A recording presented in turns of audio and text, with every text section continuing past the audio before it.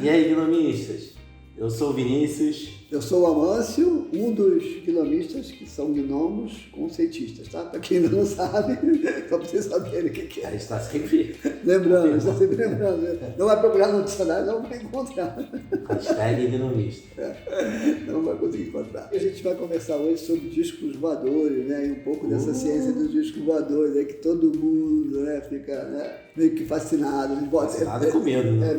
Com medo, né? E vira uma... De vez em quando aparece aquela moda e volta, e dá uma esquecida, daqui a pouco ele volta de novo, mas está presente aí já há muito tempo aí, acompanhando a gente aí. E aqui vamos começar então aqui a nossa ciência no cinema, né?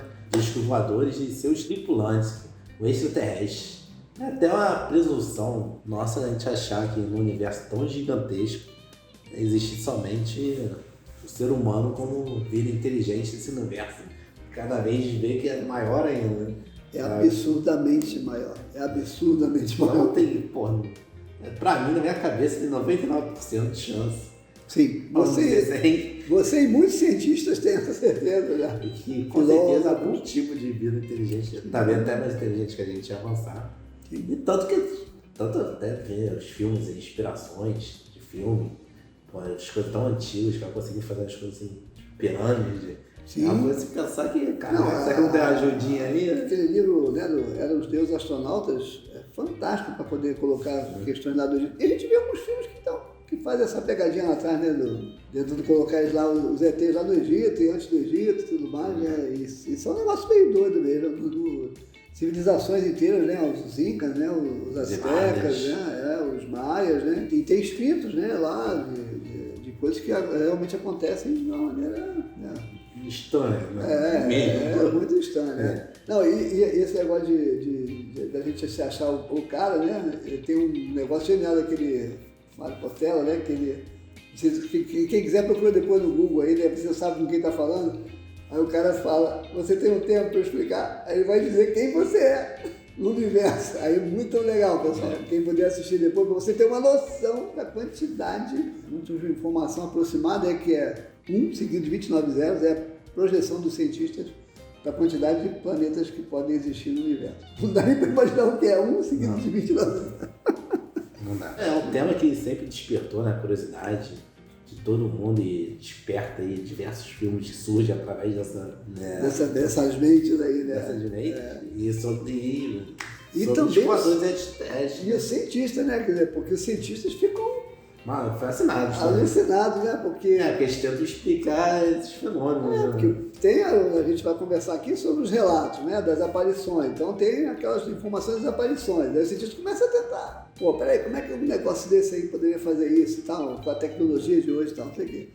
E, acreditem vocês, já temos aí engenheiros capazes de fazer um disco voador protótipo com 1 metro de diâmetro, já não é um prototipinho, já é um prototipão aí, praticamente conseguindo, pelas teorias físicas e matemáticas de túnel de vento, então comprovar que seria possível com aquela organização ali, com aquela estrutura, né, com aquele desenho, né, que eles fizeram, que esse aparelho, né, voador, esse objeto voador conseguisse fazer aí os movimentos, e eles conseguiram replicar através de hélices, né, de motores a hélice, através de jatos, tudo isso nesse protótipo. Então eu vou ler o nome deles aqui, que tem que dar homenagem a eles. São 2 romenos, Razvan Sabi e Iosif Tapusso. Então eles criaram o ADIFO, que é uma sigla em inglês, tá? Para objeto voador em todas as direções.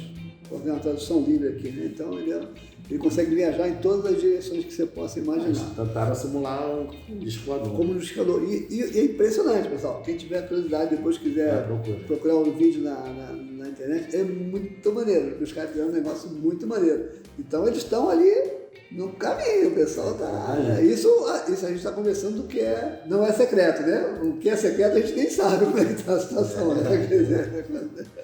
E também tem um outro engenheiro doido aí, o Salvatore César Paz, que ele já conseguiu umas patentes de um projeto de veículo antigravidade, que é capaz de atingir alta velocidade e ir para o espaço e ir até embaixo d'água. que também é outro mistério. Outro Marte. mistério, Não sei quantos por cento só até hoje Sim. o ser humano Sim, conseguiu.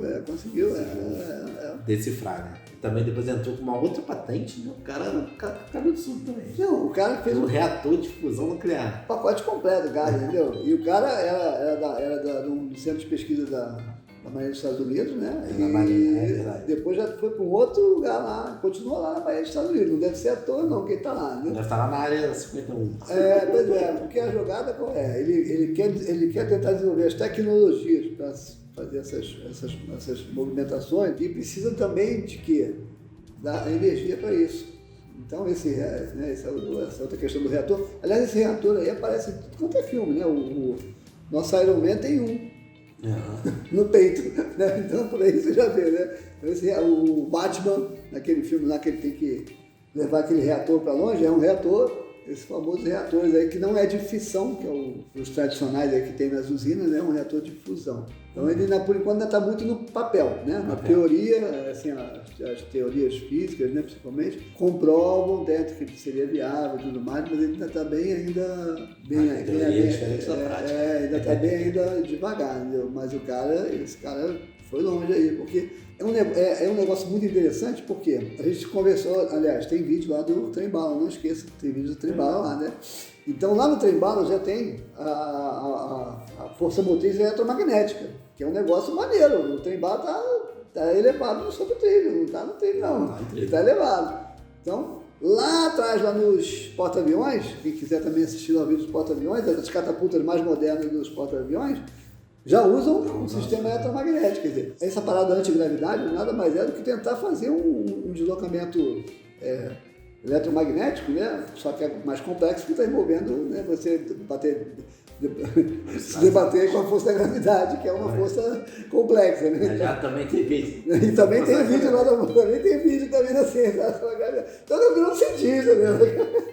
Então o cara tem que ver todos os vídeos para poder começar a fazer um protótipo. Pois é, você precisa saber mais dos vídeos da ciência e você poder acompanhar. E agora a gente trouxe aqui para vocês uns relatos aí de aparições aí ao longo do tempo, a gente vê aí essa cronologia também dessas aparições. Então a gente começa em julho de 1947, um piloto comercial, não era um piloto militar, Kent Arnold, viu 9 OVNIs, vamos chamar de OVNIs no nosso bate-papo hoje, para facilitar, que é a maneira que a gente sempre falou aqui no Brasil.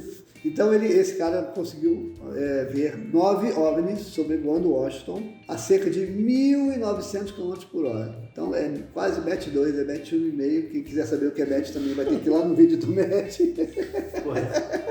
E eu acabo tendo que ver muitos vídeos. Esse vídeo aí tá meio englobando já todo mundo. Todo mundo, os pré-requisitos. Tá espertinho. Os vídeos pré-requisitos. Meu pai tá esperto aqui, ó. Então o que acontece? É uma coisa meio doida, né? Porque realmente naquela época pensar o negócio dele, né? E aí começa de certa maneira, aí, é mais ou menos um marco aí quando começa essa corrida aí para a busca desses objetos aí, né? E depois com a corrida espacial, que veio logo a seguir, né? Começou na década de 50, né? Os primeiros episódios da corrida espacial, que depois culminou na década de 60, que não vou nem falar que tem também. A ciência da viagem à Lua. Também tem a ciência da viagem à Lua.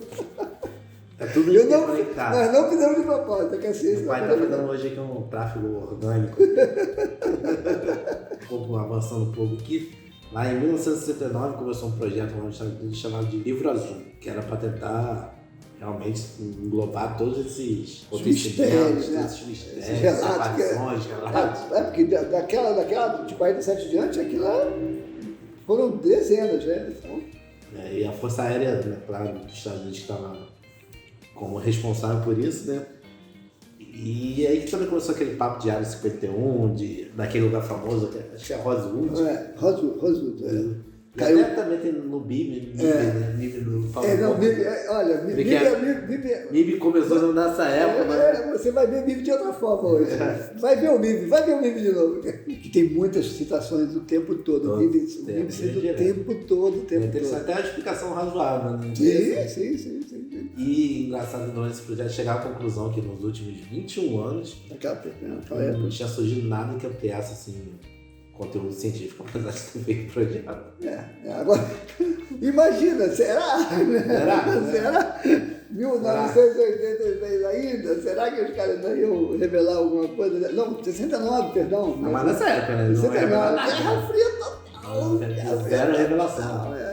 É o tal de todo mundo escondendo tudo de todo mundo. Não, era Guerra Fria total. O negócio aí era complicado. Mas a gente tem agora, dentro do nosso vídeo aqui, um momento brasileiro, um momento patriota. Nós somos detentores da maior aparição de OVNIs retratada, documentada e testemunhada por dezenas de pessoas, militares, civis, né? Se comprar alguma coisa. Que o Brasil, apesar dos seus problemas e tudo, até os extraterrestres querem visitar. Querem visitar primeiro, né? Vai entender essa galera. Eles vão assim, vamos primeiro pro Brasil. Vamos primeiro pro Brasil. Lá tem. Onde tem a Amazônia? Só tem no Brasil. Onde tem aquelas praias todas? Só tem no Brasil. Eles vão pro outro lado, vou ter que me virar com um vulcão, com um monte de coisa, frio. Terremoto, frio, neve de menos 50, assim, não, vamos pro Brasil. E realmente, né? Então, em maio de 1986, surgiu aí a Noite Oficial dos OVNIs.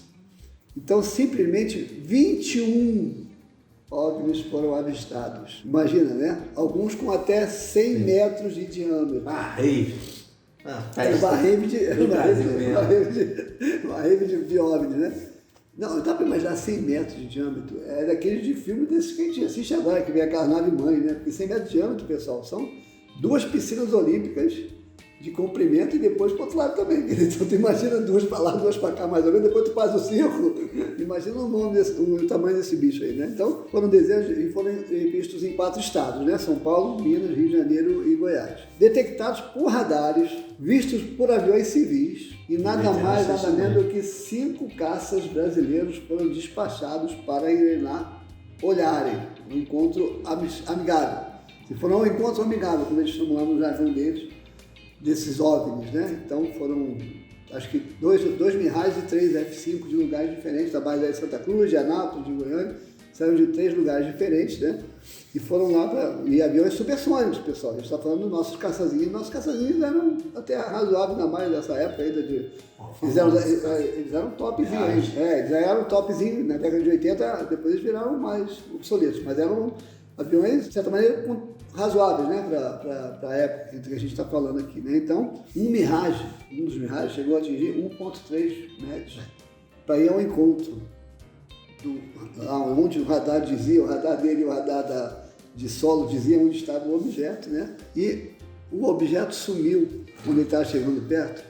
A Match 15. Match 15, para quem não viu o Tom Cruise, para quem viu o Tom Cruise, é mais 50% do que o Tom Cruise chegou no Match 10. Match 15 é o dobro da velocidade até hoje alcançada do recorde mundial do X15 lá, que é Match 7. Não vou nem falar para vocês que nível foi o Match, que eu já falei, né? Então lá vai ver vocês no Match. Isso foi um evento assim absurdo, né? Tem os relatos, tem as imagens. Tem o ministro da aeronáutica da época falando, confirmando, entendeu? Confirmando realmente que eram algumas coisas lá. Estranhas. Realmente estavam lá, né? Então eles realmente viram objetos, né? E ele realmente admitiu, né? Ficou lá relatado. Então esses objetos existiram, foram reais, foram documentados. Não foram agressivos, não despertaram nenhuma agressão. Estava no Brasil. O Brasil também, na época, por definição, as instruções eram jamais disparar primeiro, né? Em nenhuma hipótese, né? Então, a não ser que houvesse algum tipo de ataque. Embora também, nessa época, uma parte desses 21, coincidentemente ou não, também andaram passando por lugares que deveriam ser assim, mais sensíveis, né? Que são academias, força aérea, né? Toda aquela região ali, eles andaram muito forte nessa área, porque tem a escola preparatória de cadetes, tem a academia da força aérea, tem as bases aéreas, tem a São Bernardo, né? A São José dos Campos, onde tem a Embraer, então é uma área muito sensível para a nossa tecnologia, até militar, né? Quer dizer, então aí também ficou aquela coisa ali, que aí já a visão militar, né? Vocês estavam querendo conhecer mais alguma coisa, né? Mas enfim. buscando informações. Mas o ministro lá colocou que realmente houve, eram equipamentos aéreos que voavam e não necessariamente tripulados.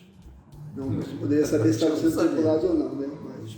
E depois, lá muito mais para frente, já em setembro de 2009, foi criado um relatório dizendo que quase todas as aparições desse fenômeno são sólidas, né? Isso. Então quer dizer que teve ali um movimento, foi realmente visível e reflete que tinha inteligência ali por trás, porque eles se movimentavam e não chegavam tão perto dos observadores. Não deixavam ninguém se aproximar, né? E que eles voavam informação e tal, e como a gente já comentou aqui, não necessariamente eram tripulados, mas também para saber. Você chegou lá para saber se era tripulado ou não, o cara mandou falando alguma coisa, né? E todo esse arquivo também levou como base aparições de 1952 e depois também foi ainda sendo mais adicionado até 2016. É o segundo Arquivo Nacional. segundo repositório de dados do Arquivo Nacional em número de consultas. Interessante. A segunda procura de consulta no Arquivo Nacional é sobre isso aí. E aí a gente chega aí a 2020, 2021, ontem, né? Tem umas entrevistas do Obama, né? Falando, não, sim, realmente temos. Temos lá, os filmes são verdadeiros, os filmes são de agora, tem de 2018, tem de 2019, tem filmes recentes, verdadeiros, sim. A bolinha de fogo básica atravessou lá os Estados Unidos, né? E foi filmada por N câmeras de vigilância, assim, dessa que a gente tem na rua, nos prédios e tal, né? Então a bolinha de fogo, todo mundo olhando ali. E a turma especialista dos meteoros não conseguiu assim, enquadrar, né, em alguma coisa, né? Uma coisa com as características do meteoro, cometa, essas coisas, meteorito. Porra, então, é assustador. Então o Pentágono admitiu e confirma a autenticidade desses vários filmes feitos pelas Forças Armadas. E não conseguiu descobrir para onde foi o mais maneiro... Onde foi a bola de fogo? Não, aí assumiu. Aí o mais maneiro que o Obama, de boa lá, já estava falando do governo quando deu essas entrevistas e tal. Foi agora isso, 2020, 2021, houve uma nova CPI lá do Congresso lá sobre esses assuntos e tal, querendo saber das Forças Armadas e tudo mais. E aí foi muito engraçado isso. Aí o cara foi entrevistar o Joe Biden lá, estava lá na entrevista com o Biden e tal. Aí no final lá, quase da entrevista, aí um repórter... o presidente Joe Biden e tal, não sei o quê, deu uma entrevista com o Obama e tal, não sei o quê, sobre o disco voador e tal, qual é a sua opinião e tal? Sabe o que o Obama respondeu? Acho melhor você perguntar pro Obama de novo. O repórter ficou assim, tu viu o vídeo, o repórter ficou muito parado, com o caderninho na mão. Pô, caraca. Cara fraco. Tipo assim, ó, fala pro Obama, me deixa fora dentro. Então, pessoal, a gente também quer voar no disco voador, né? Um negócio muito legal pra gente, não deixar de citar, só pra gente lembrar aqui, já que faltando do Brasil, a Seixas tem uma música falando, ei moço do disco voador, me pega pra dar um passeio, me pega pra dar uma volta, quem quiser pesquisar. Que era outro cara totalmente nas estrelas, né? Não, ele com certeza foi. Ele era ET. Foi abduzido, já era ET mesmo, né? Então, pessoal, lembra da gente aí, né? A gente também quer decolar aí, voar match 200, né? Igual os discos voadores, né? Então, contribuam pra gente. A gente precisa desse combustível. Seja o nosso reator, cara. Quanta coisa boa. Chega. Pronto, tá bom. Então compartilha, né? Se inscreve, bota o sininho, fala com os amigos, comenta, gostou, não gostou. Dá sugestões pra gente, né? O Ciência e o Atuações está sempre aberto para sugestões de vocês. Sim. Tá bom? Obrigado. Valeu.